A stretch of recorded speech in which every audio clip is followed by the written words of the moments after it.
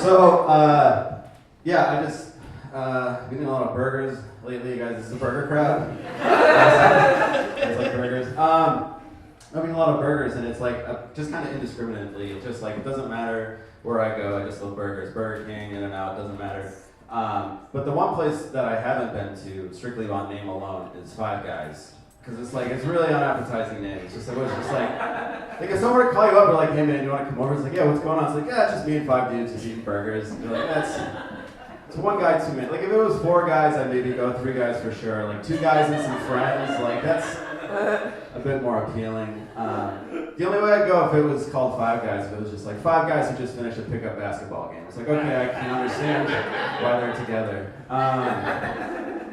But I have been trying to hang out with 5 guys who play basketball because I started a new job and I'm trying to fit in and there's some guys there I'm trying to get in with and they play basketball. I'm like, that's it, that's how it's gonna happen. So I asked them, I'm like, hey guys, if you ever need a sub or anything, like I could totally play.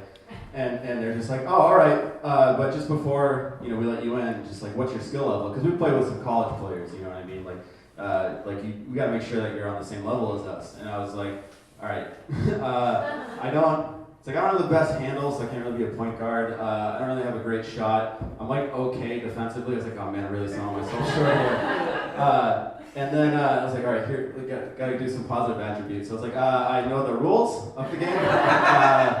I'm in shape, so I can run up and down the floor. I mean, if someone fouls me, I won't back down. Those kinds of things. And then I was like, oh fuck, I'm describing a referee. It'd be like if they were just like, hey Joel, we're gonna go to lunch. You want to come to lunch? And I was just like, nah, you know what? Why don't I just cook you guys some food and serve it to you, and then I'll just clean up after you. Like, oh, you want to have sex? Like, nah, you know what? I'll find you a different partner, and I'll just show you how to have sex with them, and then I'll just clean up after you. So I just want to do that. I believe, hot take. I believe that Ben Franklin was a serial killer.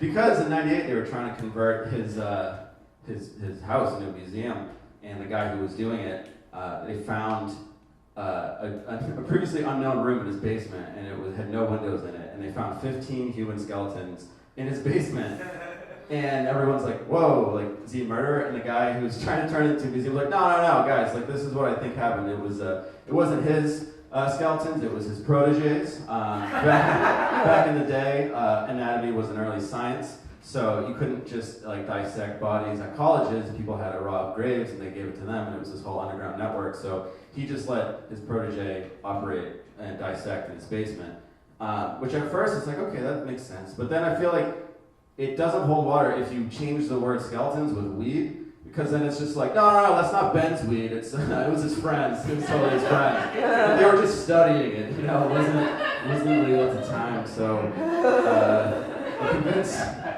that Ben was a stoner, a murderer, and if those actually were his proteges' skeletons, he was a really chill bro. You know what I mean? Just like, yeah, you want to chop up bodies in the basement? Go for it, man. It's no problem at all.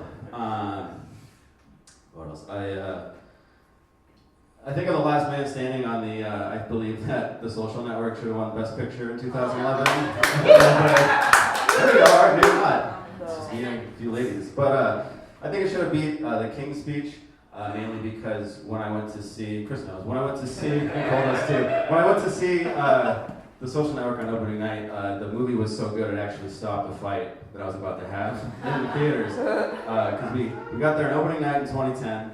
And there was no seats available, so the usher brought us in during the trailers. And there was 3 seats in the front row, and we sit down. And the guy next to me was like, "Hey, bro, we're saving those seats." And I was like, "I mean, the movie's about to start. Like, the usher brought us here. I don't know what you want to do." He's like, "You better fucking move." And I was like, "You dude, shut up." And then the movie started, and we both were just like, "Oh yeah, this is fantastic." We stopped fighting. We didn't say a word for like the 2 hours and 20 minutes of runtime, and then when the movie ended, he literally leaned over. He's like, "Are you gonna apologize to me?" I was like, "Dude, shut up." And then he punched me in the face a few times. And then Chris actually pushed him off of me. He ran into the crowd and got away with it. And I was just like, wow, what a great movie. He wanted to be able to talk about it on Monday at work, so he was like, "I'm gonna wait to punch him in the face." Because like contrast that we wanted to see the King's Speech, saw King's Speech on opening night. No one in the theater but one dude walk in during the trailer, sit down next to him. He's like, dude, sit somewhere else. There's so many other seats. I was like, sorry dude, trailers are going. He punched me in the face and left. Like he didn't want to stay for it. He was like, fuck, I'd rather punch him in the face than see the King's Speech. Yeah, I got punched during all the great films. Ben-Hur, Shane, was there Buzz? That's the name of a movie. I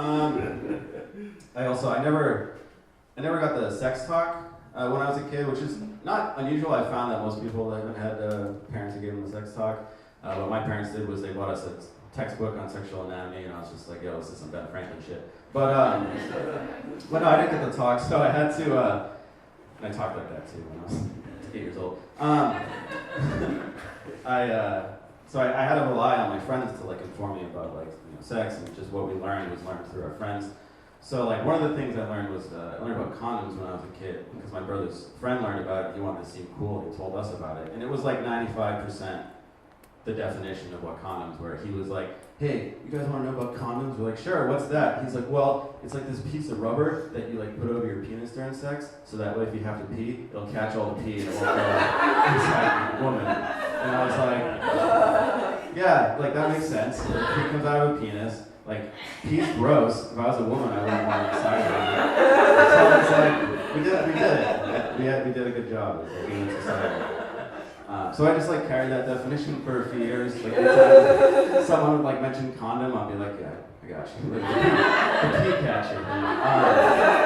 So it took me a while to figure out what it was for, and I actually found out what condoms were for when I went snowboarding.